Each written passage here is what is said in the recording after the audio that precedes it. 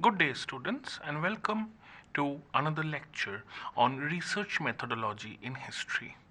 Today, we will be learning about history and psychology. History and psychology have a lot in common with other scholarly disciplines.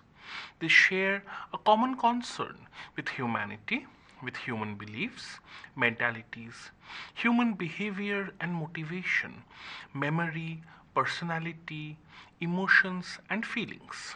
In spite of these commonalities, the dialogue between these two disciplines has been sparse and fraught with problems. Historians and psychologists have been aware about the need for more interdisciplinary cooperation. Historians, starting from Lucia Fever, have pointed out that they need to use the methods and knowledge of psychology and psychoanalysis. Historians of genocide and social conflict have argued for greater engagement with psychological literature, as themes like obedience, conformity, and memory become ever more important in the field. In the United States, projects like psychohistory and psychobiography have tried to apply psychological tools in their research. Many psychologists like Kenneth Gurdjieff, Michael Billig, and others have emphasized the need for psychology to connect with history and other social sciences. They have argued that history can show how historical conditions, ideologies, cultural traditions can produce and sustain individual and collective forms of thought and action. In spite of all these reasons for collaboration, history and psychology have had strained relations. Psychologists remain skeptical about the utility of using historical methods, while historians have not been very enthusiastic about the application of psychological methods in their research. Distinguished historians like A.J.P. Taylor have remarked that most of their fellow historians do not take Freud very seriously. Lawrence Stone has seen psychological reductionism as being inherently ahistorical, as it has ignored the critical importance of changing religious, moral, cultural, social, economic, and political contexts. An important area of disagreement and conflict is the treatment of evidence and data. Christopher Browning has commented that different historians reading the same source could come to completely different conclusions and might not even be able to agree about a basic set of facts. Thus, one set of material could easily produce multiple interpretations, and there exists no objective or scientific way of distinguishing between these various arguments other than through debate and discussion. This is something that conflicts fundamentally with psychology's empiricist quantitative approach. Also, psychologists argue that their area of study is the present, and thus their data is also in the present. In fact, they play an active role in giving shape to their data. While historians deal with the past, and all their data come from sources that are but remnants of the past. Thus, the relationship between history and psychology has not been an easy one. In this discussion, we shall talk about the problems of psychohistory, the estrangement of history and psychology, and the theoretical and methodological possibilities of studying the self. So, first, we must talk about psychohistory and its problems.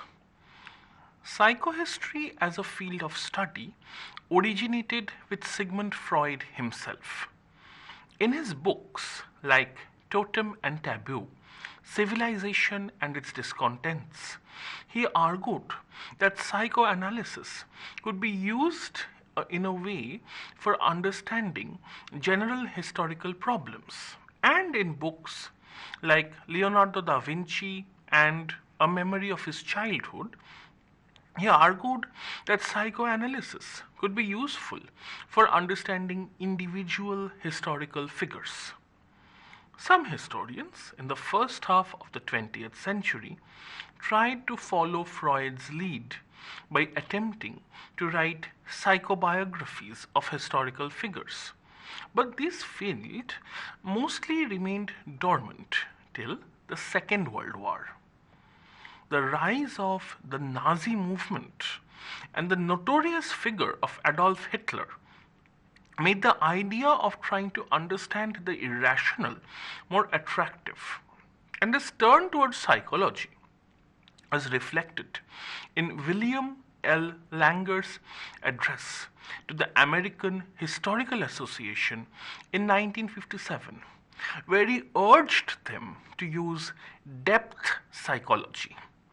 The very next year, Erik Erikson published his extremely well-known psychoanalytic biography of Martin Luther entitled Young Man Luther, A Study in Psychoanalysis and History. After this, the field burgeoned with more books and research works, and with a journal of psychohistory itself being published. However, no sooner than it had gotten started that psychohistory came in for severe criticism. Its methodology, findings, and analysis were all disputed by professional historians. Psychohistory was originally closely tied to psychoanalysis, and this was reflected in the reiteration of Freud's dogmatic belief that the entire process was objective and scientific. This led to a method of research that was prone to overstatement and anachronism. Here, we need to look at the example of Lloyd Demoz, the founder of the Institute of Psychohistory in New York and the editor of the Journal of Psychohistory. He argued that psychohistory was totally different from history, being an entirely scientific discipline and dealing in laws. However, his method for research was fundamentally defective. He described how he gathered materials from various ages of history regarding the causes and motivations for war, and then he interpreted the meaning of this material through his own self-analysis.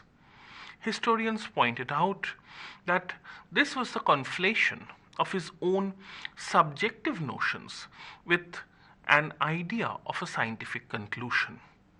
Moreover, he assumed that what explained the motivations for his own thoughts and actions in the 20th century America could also serve as an explanatory tool through all eras of history. This was extremely anachronistic and therefore unacceptable to historians. The most fundamental problem of psychohistory was the absence of evidence. Freud's own theories hinged on the idea of individual development being based on infantile sexual feelings that could cause long-term psychological conflicts. However, it was impossible for historians to find hard information on the infantile sexual feelings of any historical figure.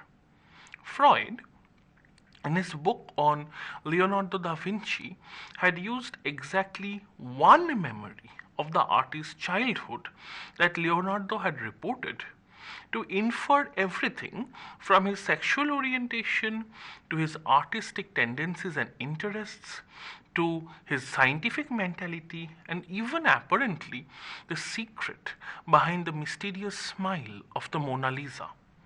However, none of these conclusions were supported by anything other than the most flimsy and scanty evidence, and naturally this provoked criticism. The criticism directed towards Freud was also soon directed towards psychohistory as a discipline. This escalated throughout the 1970s and 80s, and by the 1990s, Freud, psychoanalysis, and psychohistory had fallen into disrepute. So bad was the situation that historians tried to dissociate themselves from the journal, which they felt had too many, too deeply flawed articles in its records. The defenses of psychohistory were weak and made the matter even worse. Thus, Caspar Schmidt evaded answering the main question regarding the impossibility of knowing the infantile feelings of historical figures, and went on to declare that criticisms against psychohistory came from deep psychological inadequacies such as fear, anxiety, shame, and guilt. His statements were ahistorical and rooted in no hard evidence, thus proving many of the accusations to be true. Even sophisticated cultural historians like Peter Gay found psychohistory hard to negotiate. He wrote extensively about Freud and used Freudian thoughts and insights in his own work, but hesitated to call himself a psychohistorian, preferring to say that he was a historian who was informed by psychoanalysis. He argued that while the question of the ever-changing culture was very important, the notion of the timeless human nature was equally so. However, he did not explain how a historian could methodologically approach the timeless. In a way, it could be said that psychohistory was doomed from the start. Not only were historians and psychologists skeptical of each other, as I have stated earlier, psychology as a discipline imagined itself to be a natural science and wanted nothing to do with psychoanalysis. It lacked an institutional basis in universities or hospitals. More recently, with the rise of drug therapy, neuroscience, and cognitive studies, the area of individual subjectivity that was the area of psychoanalysis has itself been de-emphasized in favor of brain chemistry. Thus, the area of psychology itself is going through a transformation. Now we must look at the estrangement of history and psychology. While psychohistory fell into disrepute, it alone was not responsible for the disdain for psychological approaches among historians. There were earnest attempts to write a psychological history, and one of the most influential proponents of this approach was none other than Lucius Febvre, the co-founder of the Annales School of History. Febvre called for a true historical psychology that would avoid anachronism and understand the importance of comprehending the minds and mental makeup of people in the past. He imagined this project as a cooperative one between historians and psychologists. He talked about the importance of writing a history of emotions and advised his fellow historians to investigate the histories of love, death, and cruelty. Norbert Elias, a German sociologist, was the first person to try to combine Freud's arguments with historical and sociological ones. He argued that the development of Western civilization itself had psychological significance. The history of the development of manners showed the history of the self. He argued that the notion of the self and the self contained individual had only begun to develop from the 14th century, and with the intensification of the ideas of shame and social propriety, self control itself became more evident, thus, emotions came to be more restrained. These surface level changes indicated a more profound inner change that signaled the emergence of the self enclosed individual. While a praiseworthy foray into historical psychology, Elias's work had significant weaknesses. His characterization of the medieval man was that of a simple, naive person. The medieval period itself was shown to be violent, brutal, and replete with what he called outbursts of childish behavior. This naturally provoked criticism from historians specializing in medieval history, who pointed out that his attempts to generalize from individual to broader cultural development had led to an inaccurately pejorative picture of the medieval period. The aftermath of Fever and Elias saw no continuity of work. The Annals school concentrated on the history of mentalities, which was not psychology but rather the history of beliefs and practices. They would later concentrate on the history of death, but only from a social perspective, not the psychological angle Fever had talked about. Elias's work received little follow-up research as well. Generally, historians were estranged from psychology. This antagonism was not just because of the concerns about anachronism in psychological research. Historians were also concerned about the new field of crowd psychology. Starting from the end of the 19th century, this branch of psychology concentrated on the behavior of crowds, mobs, and masses. The most well known practitioner was Gustave Le Bon. He argued that individuals lose their autonomy in a crowd and can easily become savage.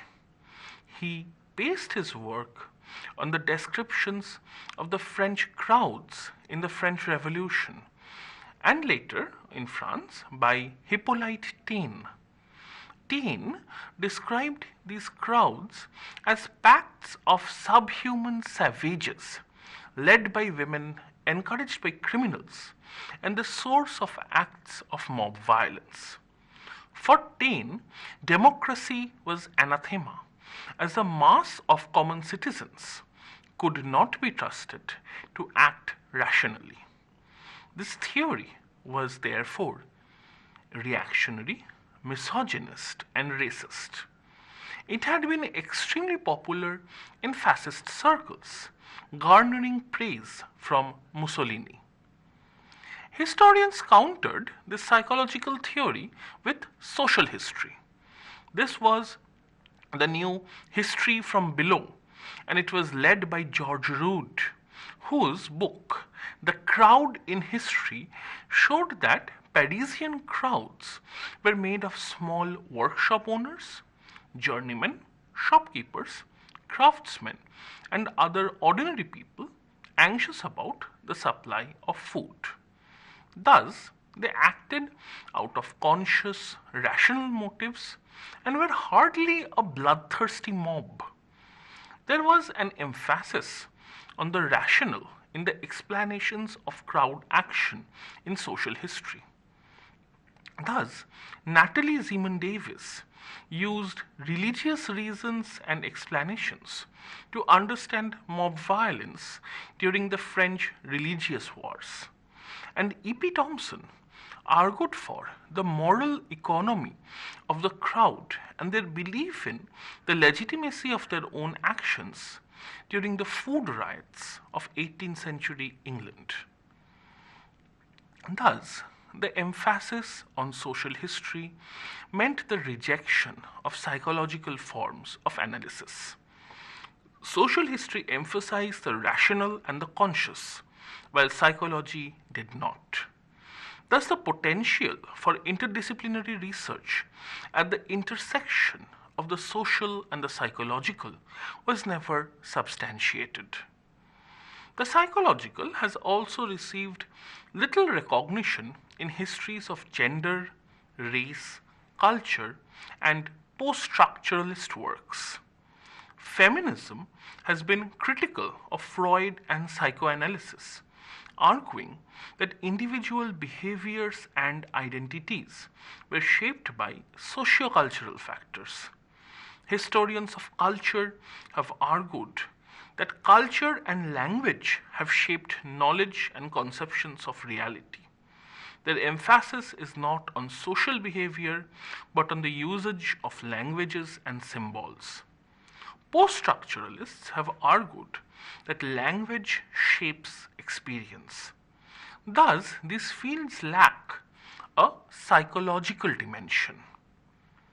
Michel Foucault dismissed psychoanalysis as a theoretical discourse because, in his opinion, it never argued or critiqued the medicalization of sexuality, but instead it was part of that discourse. He portrayed subjectivity as the virtually automatic growth of culture and discourse. He left virtually no space for a willing, desiring individual to shape his or her own destiny. In short, little space for the self as an active agent. To him, the self was a recent invention and one that might soon vanish. With this point, we come to a discussion regarding the study of the self in psychology. The self has been one of the least studied aspects of humanity in history. While the ways in which social, cultural, and other factors have influenced people has been studied, and the development of individualism has been a subject of history, the self as a category has been scarce, almost absent. One of the most ambitious attempts to study the self in historical context was by Charles Taylor in his book Sources of the Self, which was published in 1989. His stated goal was to understand the making of modern identity. He defined the Western notion of the self as a belief in a human agent with a sense of inwardness, freedom, individuality, and embeddedness in nature. His historical analysis ranged from Plato to post-structuralism and was a valiant attempt at writing a history of the self. But he fell short of defining the self itself, talking more about the qualities associated with selfhood. At about the same time, Gerard Noiriel was urging for the development of a subjectivist paradigm as a counterbalance to the objectivist paradigm in history. He wanted to revive the concept of individual subjectivity. This was reinforced by feminists like Lyndall Roper, who argued for a re-evaluation of psychoanalysis. Roper has argued that overemphasis on the social experience has led to assumptions that psychic experiences follow automatically from social factors. This discontent with the predominance of the social has meant a revival of an interest in emotions, something which has been suggested by Elias and Lefebvre as early as the 1940s. There have been attempts by scholars like William Reddy to transcend the socio-cultural paradigm while studying emotions and collaborate more closely with anthropology and psychology. This brings us to a discussion about neuroscience and the self. While historians have only begun to look at the self, psychology itself has taken an entirely new approach with the help of neuroscience. And ironically, this approach has echoed Freud, as he too had based his own work on the neuroscientific developments of that time. Freud emphasized the role of the unconscious, and modern neuroscience has given the unconscious a very big role. But unlike Freud, instead of focusing only on the sexual, which they term as reproductive success, they tie the unconscious to emotions. While Freud's terminology of ego, id, and superego are no longer used, latest developments in psychology seem to suggest that the self has three main roots: the experience of reflexive consciousness, the interpersonal aspect of selfhood, and the executive function or agent. These seem to come rather close to coinciding with Freud's concept of the ego and the superego. Thus, even through neuroscientists emphasize brain functions, the concept of the self and the ego have continued to recur. Neuroscientists have identified two different kinds of self. The first is a minimal self that is dependent on brain processes and bodily functions. It involves a sense of ownership of the body and an agency in cognition. It has been proven to exist in newborn infants who can distinguish between the self and the non-self, who are aware of their body and can recognize other humans. Disorders of this minimal self in schizophrenics seem to cause disorders related to the loss of bodily agency. This minimal ego is essential for the whole self to develop. The second aspect of this self is the narrative self. This provides a coherent self-image. This is also dependent on the brain, as injuries to the brain affect narrative comprehension. But like consciousness, it is hard to locate in the brain. Consciousness is related to wakefulness, attention, and language. And while scientists have identified the brain regions associated with those, they have not been able to pin down consciousness in its entirety. The narrative self is essential to consciousness, but does not correspond to it entirely. It also consists of unconscious feelings and memories. Some have defined it as a center of narrative gravity, while others have argued that it is decentered, contradictory, and conflicted. This drift of psychology towards neuroscience has actually brought it back closer to history. Antonio R. Damasio has formulated a model of the self on a neural basis that is both biological and historical. According to him, and here I quote him, the self is a perspective rooted in a relatively stable, endlessly repeated biological state that gets its core from the structure and operation of the organism and then develops through solely evolving autobiographical data. The self, therefore, depends on the continuous reactivation of memories of the past and memories of plans and projects for the possible future. The self is both stable because it is biologically rooted in the body and the brain, and it is open to history because this biological state must be continually reactivated and updated with new autobiographical information. Thus, according to him, there cannot be an extended consciousness of self without a sense of history, of memories, and a sense of time that extends beyond immediate experience. Emotions play a crucial role in this conception of the self. Emotions are key to decision making. Loss of emotion can lead to loss of the rational thought. Thus, reason and emotion are mutually complementary and compatible. This model of the self thus overcomes old dichotomies of biology and history, nature and culture. It can be the site for timeless psychology and chronologically rooted history to find a common ground.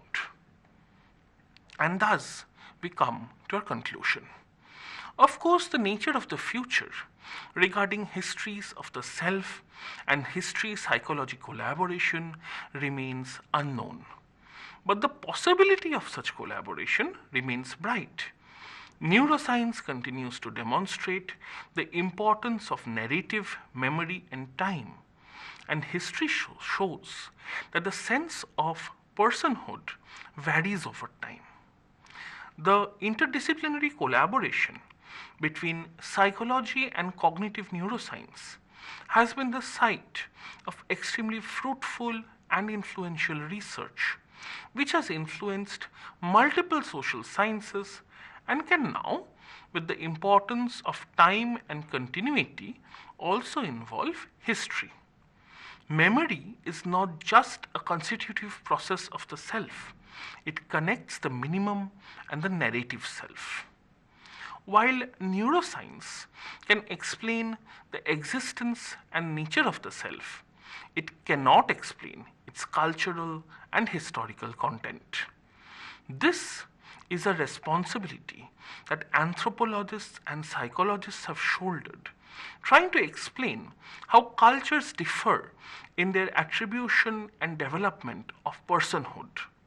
They have adopted an ethnographic method which coincides with the methods developed in historical studies of personhood.